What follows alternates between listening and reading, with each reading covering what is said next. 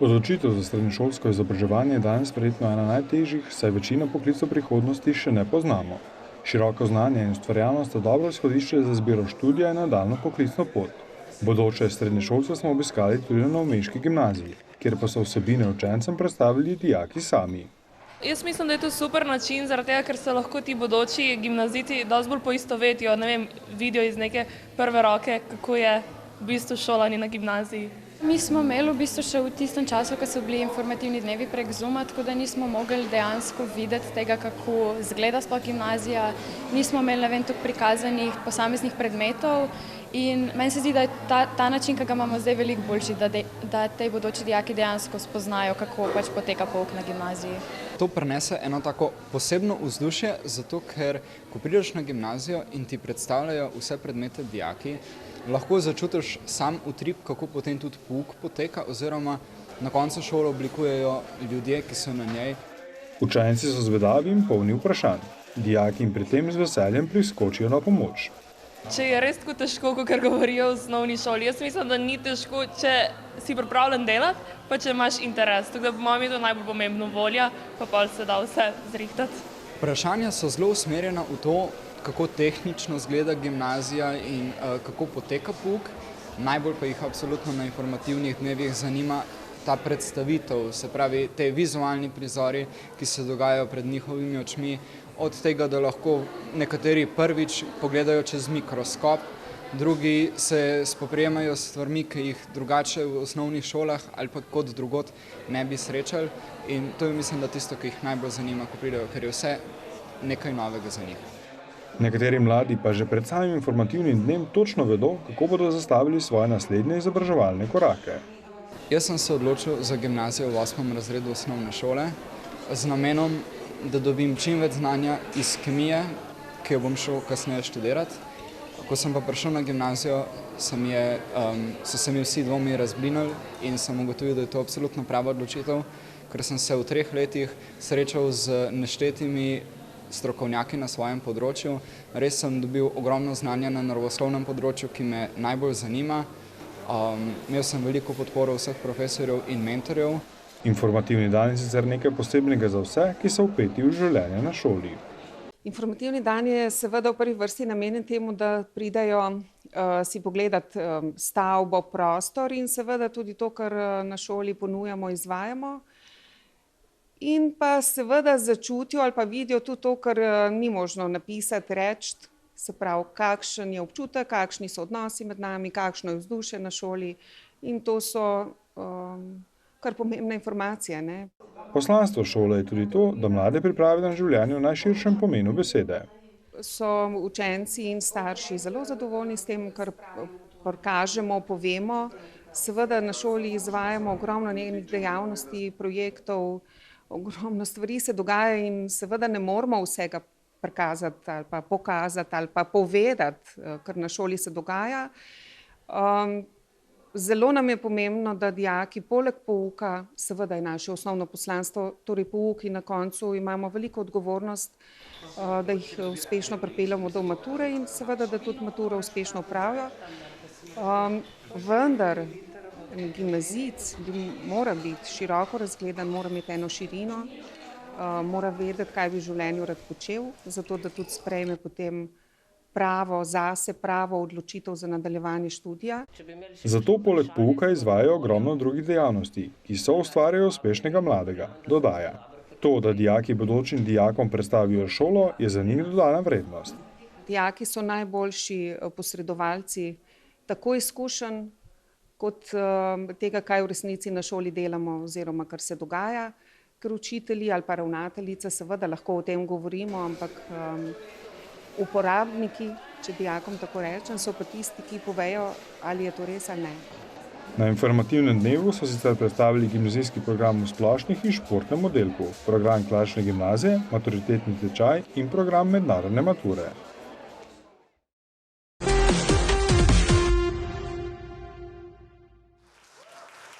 Deklica gre na pot in navdihujoča zgodba o prijateljstvu, srčnosti in glasbi. Gre za projekt, ki povezal mlade vrhunske in mednarodno priznane glasbenice v želji, da klasično glasbo približa stanovalcem po domovih starejših občanov. In tako so Sara Breznikar, Tjaša Kastelic in Mateja Potočnik ustvarili dobrodelni projekt Klasika za vse, del katerega je tudi vodni koncert klasičnih in ljudskih skladb Deklica gre na pot. Sem sopranistka, drugače Korošica, sem pa magistrirala na Visoki šoli za glasbo v Berlinu z odliko. Prej sem bila v Celovcu, tam sva se tudi s Tjašo spoznali, od tam najino sodelovanje, tudi za ta projekt pa inspiracija. Se ukvarjam z operno glasbo, klasično glasbo. Kot vidite, sem violinistka, prihajam tukaj, domačinka sem iz Novega mesta. Mene je pot že zelo zgodaj zanesla v tujino, tako da sem bila najprej v Avstriji in potem zdaj 10 let v Berlinu. Sem ustanoviteljica Kastelic Music Academy v Berlinu, pa pač koncertna violinistka. Bila sem zelo dolgo delujoča bolj v orkestru, no. Pred parimi leti sem se odločila tudi počasi na svojo solistično pot. Prihajam iz Šentruperta na Dolenjskem. Sem študirala glasbo v Salzburgu in potem sem se preselila v Berlin, kjer sem se tudi spoznala s puncami, ki danes nastopajo. Tam je tudi nastala potem ta ideja, da skupaj nekaj naredimo in zato smo danes tukaj. Kot dodaja, glasba dokazano pozitivno vpliva na ljudi. To lahko potrdi tudi iz lastnih izkušenj z dementno osebo in na podlagi preizkušanja glasbenih terapij.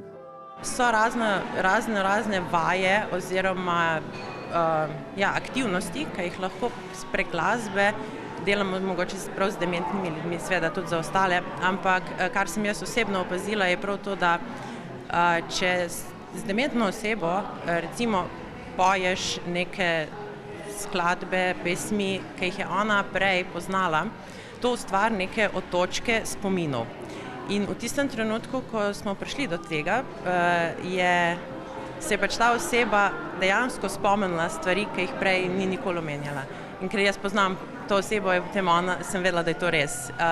In poleg tega, to je pač recimo melodija, poleg tega tudi razni ritmični vzorci pomerjajo pač osebe, ker je to ponavljajoče in tudi če so kakšne Alzheimerjeve bolezni oziroma kakšne tresenje pretirano, vse te pač ponavljajoči ritmični vzorci osebe zelo pomerjajo in pozitivno vplivajo. Ni to, da se bo zdaj mogoče izboljšalo stanje, ampak za tisti trenutek oziroma za tisti dan se oseba res pomiri in ima lepši dan. Breznikarjeva je prevzela organizacijski del projekta, glasbenega pa izvajata violinistka in sopranistka ob spremljavi pianista. Pred nedavnim so mi z navdušenjem prisluhnili v novomeškem domu starejših občanov. Vsi vemo, kakšen pozitiven in velik vpliv ima glasba na človeka, na srce, na vse, še posebej zdaj v teh časih. No. Tako da v bistvu Mateja je pa moja dolgoletna prijateljica, midve sva že v Celovcu skupaj študirale in potem sva šli skupaj v Berlin in je rekla, veš Tjaša, meni se zdi pa tudi, da bi to lahko povezalo tudi še bolj najino prijateljstvo in dalo klasično glasbo oziroma nek poseben dogodek ljudem, ki si tega kakorkoli ne morejo privoščiti zaradi fizičnih, kakršnihkoli ali pa pač starostnih omejitev. A ne? In po teh 2 koncertih, ki sva jih imeli, je pač res neverjetno videti, kako ljudje, še posebej po kakšni ljudski, imajo res solzne oči in se najdejo v tej najini zgodbi. S Tjašo sva hoteli klasično glasbo, kvalitetno klasično glasbo ponuditi tudi ljudem, ki si mogoče drugače to ne bi mogli poslušati najo, a ne? Zaradi fizičnih ali pa kakih bolezenskih ne morejo iti v filharmonijo, pa smo mi rekli, bomo prinesli nekaj njim v njihov dom, ker se nama zdi, da je klasična glasba bi mogla biti brez meja in za vse. Ne sem za peščico ali pa za tiste privilegirane. In tako je nastala ideja, potem sva pa razmišljali tudi v smeri, naprimer, da ni koncertnih listov, da se bova sami povezovali program, da ni zdaj očal ali kakorkoli. Se pravi, da je res prilagojen program, gre se o eni deklici melodiji, to je glasbena pravljica, ki se tako od vsake skladbe ali pa operne arije se povezuje in na koncu boste videli, kako se zgodba konča. Mogoče je to celo najin skrit življenjepis. Deklica gre na pot je prvi del projekta Klasika za vse. Drugi, ki še bo zagledal luč sveta, pa bo namenjen učencem osnovnih šol z željo, da klasično glasbo približajo še mlajšim.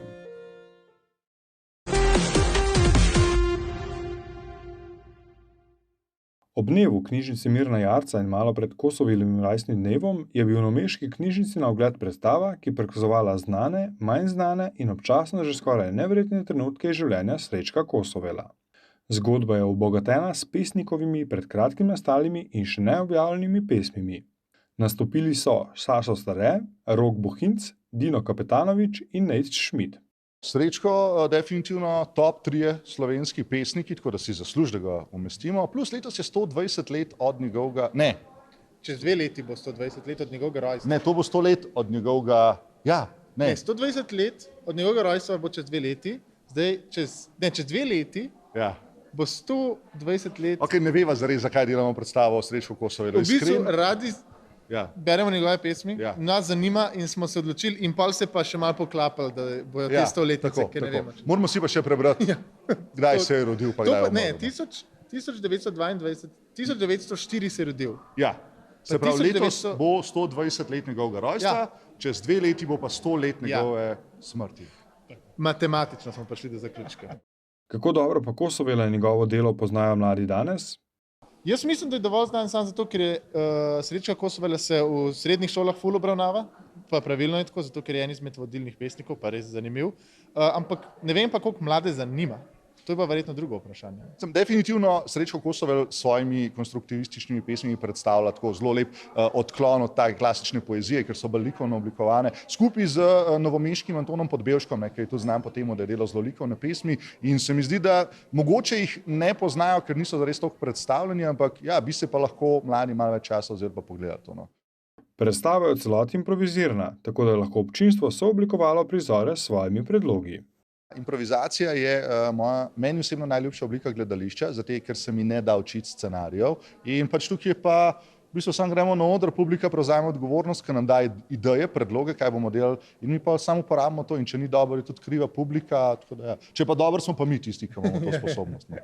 Mi tudi že dolg časa to delamo, tako da meni ne predstavlja, da je težko, je pa zihar zanimiv, ne? Zato ker ti ne veš, kaj se bo zgodilo in dostikrat te tudi svoji igralci presenetijo, sploh, ko mogoče delaš neko kot je Srečko Kosovel, tematiko, ne, pa imaš v glavi, nekaj se bo zgodil, pa gre pa čisto drugo smer. Ne. In včasih si tako ful vesel, ful dobre ideje imaš, včasih si pa tako, kaj ti razmišljaš. Tako da, ja. Aktivna publika jim pomaga narediti predstavo še bolj zanimivo in zabavno.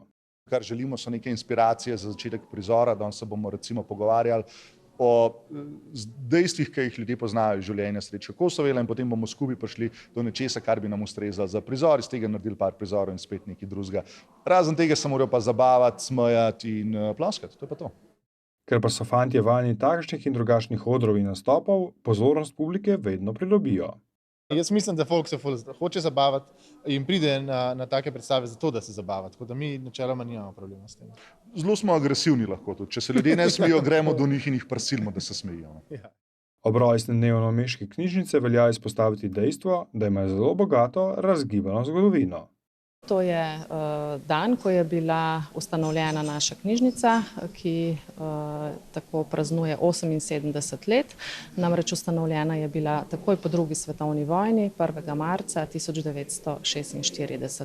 Ob tej priložnosti vedno pripravimo različne dogodke za različne ciljne skupine. Letos smo se odločili, da na tak hudomušen način obeležimo ta dan in sicer stand-up predstavo. Danes je njihovo poslanstvo povsem drugačno kot še pred nekaj desetletji. Knjižnice že dolgo nismo samo izposojevalnice knjig, ampak nudimo različnim ciljnim skupinam raznovrstne dejavnosti. Torej smo prostor druženja in pa srečevanja, kjer se srečujejo res vse generacije.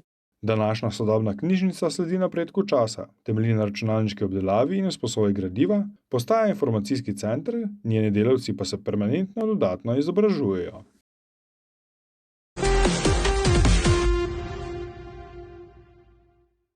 V novomeškem Cineplexu je bil premierno na ogled film Jama, najbolj utrgan slovenski film letošnjega leta. Film je režiral Dejan Babosek, katerega film Preboj si je v Sloveniji ogledalo skoraj 20.000 gledalcev. Film Jama je nastal po prekinitvi filmske dejavnosti v obdobju epidemije in je bil prvotno mišljen kot kratki film. Mislim, da je bil to začetek drugega snemalnega dneva, ko sem malo premleval posnet material in kadre in sem videl, da so dolžine večje in da znamo zapaziti v območje srednjemetražnega filma, ki je tako po minutaži nehvaležno območje, ker nimaš praktično nič kaj dosti filmom narediti. In takrat je padla ideja, kaj če smo mi malo to zgodbo razširiti, ker je dopuščala možnosti in smo se odločili, da gremo v celovečerca. Zgodba filma je ena tistih, ki gledalce priklene na rob sedeža in ga tam zadrži do konca. Spletk in prevar zlepa ne zmanjka.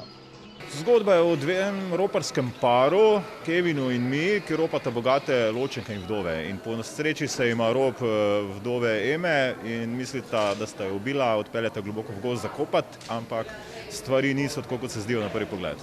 Ema je pač bogata vdova, pač dobila vse bogatstvo od moža in pač je tarča bogatih, revnega para, ki jo pač se hočeta okoristiti. No. Ne vem, koliko zgodbe povem več. Tudi lik mi je bil ful izziv, ker je ful različna čustva moram noter, tako da mi je bil zelo pisan na kožo. No. Film so sicer posneli v vsega 10 snemalnih dneh, tako da je bilo to za vse še toliko bolj razburljivo. Zelo intenzivno, bilo je zelo mraz, tako da sem bil zelo vesel prizorov s toplimi telesi mojih čudovitih soigralk. Drugače pa je vse potekalo v neki zelo pozitivni energiji, veliko smo se hecali, bilo je pa intenzivno. Tovrstne filmske zgodbe so sicer v slovenskem filmskem prostoru sila redke. Se pač razni zločini se dogajajo vse povsod. Mogoče jih je v našem okolju manj, kakor jih poznamo iz moča, mogoče ne vem, tovrstnih filmov Skandinavije, Amerike in podobno, ampak tudi v Sloveniji se dogajajo bizarne zgodbe zločinov. Čeprav je tle vse malo drugače žanrsko obrnjeno na glavo, ker se mešajo elementi črne komedije, kriminalke z elementi slasherja in špageti westerna. Je čist nek svojstven miks film. Film je nekaj posebnega, svežega tudi zato, ker se v njem prepletajo številni filmski žanri. To pa pri nas ni ravno pravilo. To mi je bil v bistvu ful izziv, ker ta film je dejansko malo komedije, malo drame, malo špageti westerna, pa ni, da ni vse noter v bistvu. Inspiracije sem vlekel od mnogih filmskih avtorjev, kateri filmi me inspirirajo, od Quentina Tarantina, Sergija Leonea, Roberta Rodrigueza, tako da smo nekje se najdli v tej špuri. Film Jama je prvi film na področju bivše Jugoslavije, ki je zvočno obdelan v posebni tehnologiji. Film je narejen v Dolby Atmos tehnologiji, ki omogoča večjo prostorsko uporabo filmskega zvoka, kar pomeni, da ni samo omejena na kakor 5.1, ki je surround sistem, temveč imaš potem tudi možnost zvočne oblike, ki prihaja iz vseh smeri tudi nad tabo, kar je v gozdni atmosferi in takšnih scenah zelo dodatno dobrodošlo. In je film zvočno zelo detajliran. V slovenskih filmih dostikrat vidimo tak, bi rekel, pust, suh zvok, dostikrat brez glasbe, tle pa je zvočna oblika res dodelana na en čist drug nivo. Kemija med glavnimi tremi liki se na platnu zelo hitro ustvarila. Prav tako pa so se povezali tudi zunaj njega. Mi smo se toliko povezali, ful smo se spodbujali, podpirali v času snemanja filma in še zdaj smo ful dobri prijatelji. Res. Tako, nas je to ful povezali v bistvu. Z glasbenega vidika je film prava glasbena poslastica, saj so glasbo zanj posneli številni slovenski izvajalci. To je bilo začrtano že nekje v osnovni ideji, sem čutil, da ta film potrebuje veliko ene glasbe in tle se potem meša od originalne glasbe, ki je spisal skladatelj Gašper Muženič, do predelave klasik, do uporabe raznih komadov, nekaj znanih, nekaj neznanih in tako. Naziv najbolj utrganega slovenskega filma leta je šel, kot kaže, v prave roke. Jaz mislim, da ni tipičen slovenski film. No. Zelo je prepleteno, je veliko žanrov, zgodba je zelo... Pridite si pogledati. Tako gre tudi ta svet. Vse je ratalo malo hitrejše, vse je malo bolj prepleteno, vse je malo bolj mešano, bom rekel. Osnovni namen filma je zabavati gledalca, njegova sporočilnost pa je zelo enostavna in povzeta po starem reku: kdor drugemu jamo koplje, sam vanjo pade.